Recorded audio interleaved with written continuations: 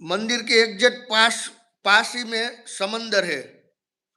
जो एक टाइम में मंदिर के ऊपर पाकिस्तान वालों ने हमला किया था, बम ब्लास्ट किया था, लेकिन देखो ऐसे मंदिर के ऊपर ही बम डाल रहे थे तो वो बम मंदिर के अंदर नहीं समंदर के अंदर गिरते थे।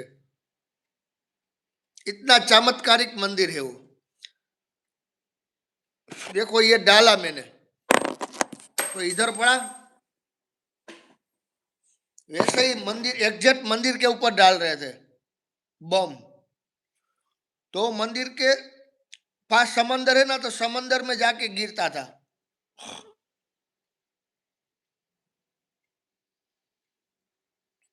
और वो सोचने लगते थे कि ऐसा क्यों, हम डालते ही इधर तो जाता है इधर क्यों।